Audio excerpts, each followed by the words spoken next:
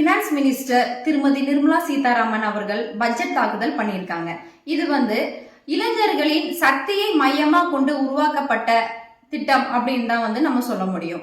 So இது இளைஞர்களுக்கான திட்டம் கொண்டு வந்திருக்காங்க. அதை ஒரு சில விஷயங்களை நம்ம இப்ப பார்க்கலாம். ஃபர்ஸ்ட் பார்த்துட்டீங்கன்னா உலக நாடுகள் முழுக்கவே ஏஐ ரொம்ப ஒரு மெஜாரிட்டியா இருக்குதுங்க. எல்லாத்துக்குமே தெரியும், எங்க பார்த்தாலும் ஏஐ தான் யூஸ் பண்றாங்க.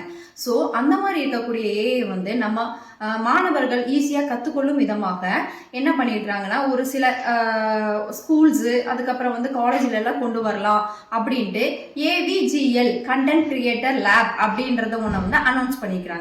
இது முதல் கட்ட நடவடிக்கையா 1500 பள்ளிகளிலும் 500 கல்லூரிகளும் கொண்டு வரதா இருக்காங்க.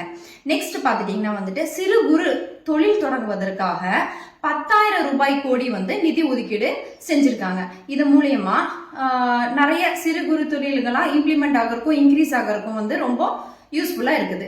நெக்ஸ்ட் பாத்துட்டீங்கன்னா ரொம்ப முக்கியமான விஷயங்க, ஷீ அப்படிங்கிற ஒரு திட்டத்தை அமல்படுத்திருக்கிறாங்க.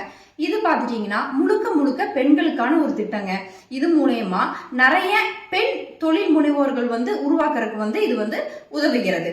நெக்ஸ்ட் பாத்துட்டீங்கன்னா ஒரு நார்மலான வில்லேஜ் அப்புறம் நார்மலான ஊர்ல இருந்தாலும் நல்லா படிச்சு வேலைக்கு பாத்துட்டீங்கன்னா அங்க வேலை வாய்ப்பு கொஞ்சம் குறைவா இருக்கிறதுனால வெளி ஊர்கள் இல்லாட்டி பக்கத்து ஊர்கள் இந்த மாதிரி எல்லாம் போறதுக்கான மாவட்டங்கள்ல போய் வேலை செய்யறதுக்கான வாய்ப்பு இருக்குது. அப்படி இருந்தாலுமே கூட பாதி செலவு அவங்களுக்கு அந்த விடுதிக்கே போயிருதுங்க.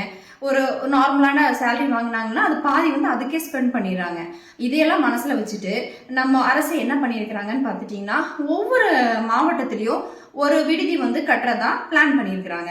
இதனால அவங்களோட வருமானம் குறையறதுக்கான வாய்ப்பு ரொம்ப குறைவு. இதனால இவங்க நிறைய சேமித்து வச்சுக்கலாம். அதுதான் பார்த்துட்டீங்கன்னா தனிநபர் வருமான வரியிலையும் நிறைய மாற்றங்களை கொண்டு வந்திருக்காங்க. இதனால இளைஞர்கள் நிறைய ஒரு லாபத்தை பெறாங்க.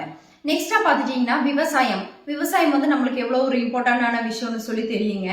சோ விவசாயத்துல பாரத் விஸ்தார் அப்படிங்கிற ஒரு ஸ்கீமை இம்ப்ளிமெண்ட் பண்ணியிருக்காங்க. இது என்னன்னு பாத்துட்டீங்கன்னா கிராமப்புற மக்கள் எல்லாம் நிறைய பேர் இருப்பாங்க. விவசாய ரிலேட்டடா நிறைய கொஸ்டின்ஸ் எல்லாம் வருங்க.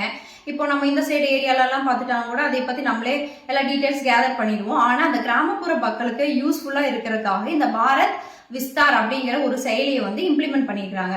இது மூலியமா 24 மணி நேரமும் என்ன டவுட்ஸ் அவங்க விவசாய பத்தி என்ன டவுட்டா இருந்தாலும் ஃப்ரீயாவே இலவசமாக இவங்க இந்த டீடைல்ஸ் தெரிஞ்சுக்க முடியும். இது போக ஏகப்பட்ட திட்டங்கள் இருக்குது.